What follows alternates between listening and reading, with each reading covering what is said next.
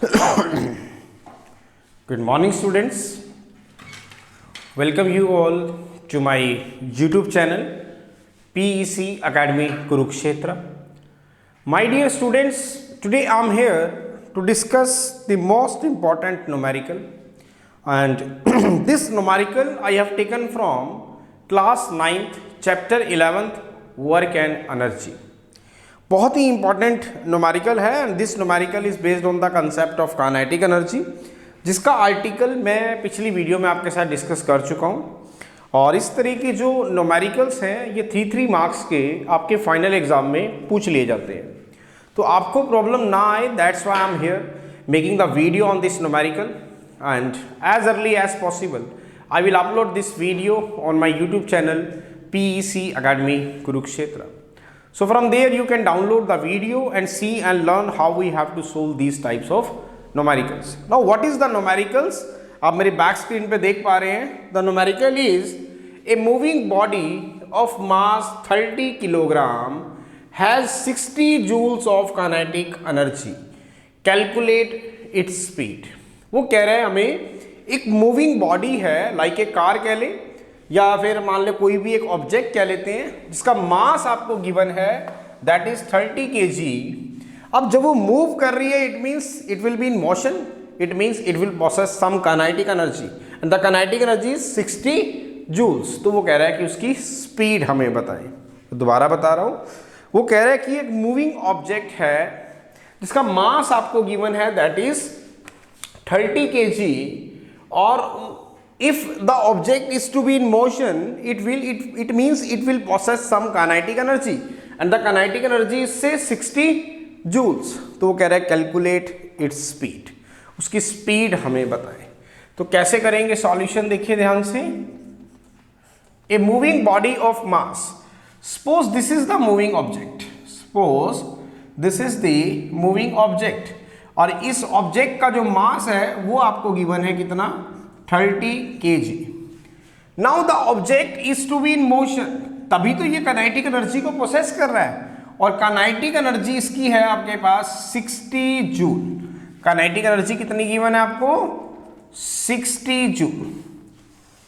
या मैं आपको पहले भी बता चुका हूं 1 joule is equal to 1 kilogram per metre square per second square.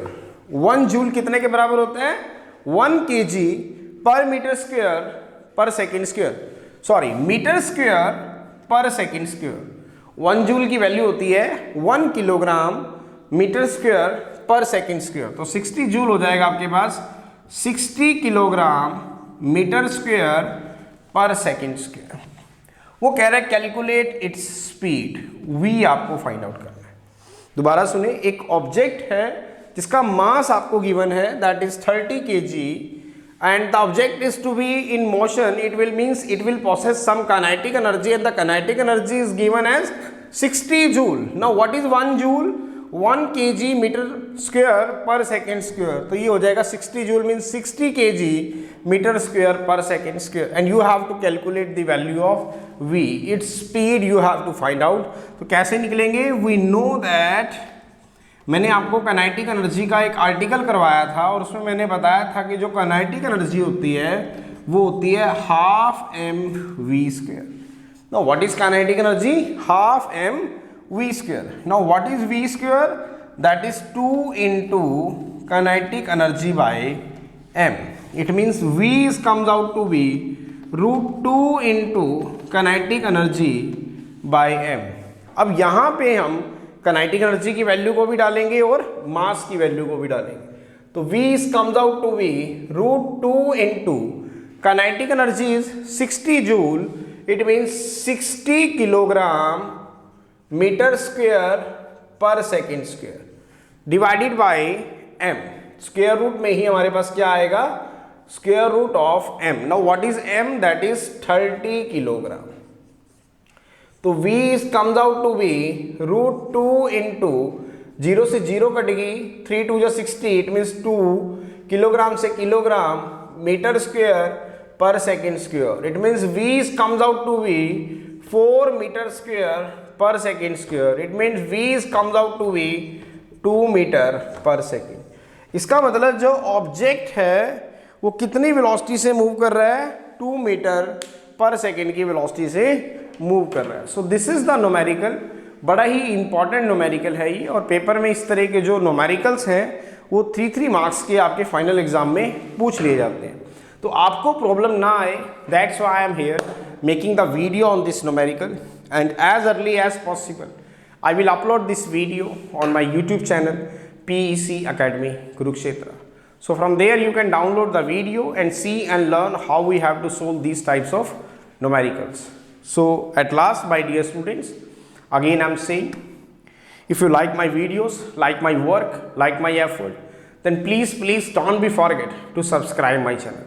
My channel is PEC Academy Kurukshetra.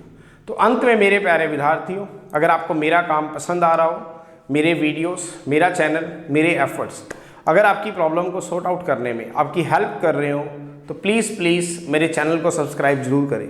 My channel is PEC Academy Kurukshetra. धन्यवाद। जय श्री कृष्णा, जय गुरु जी।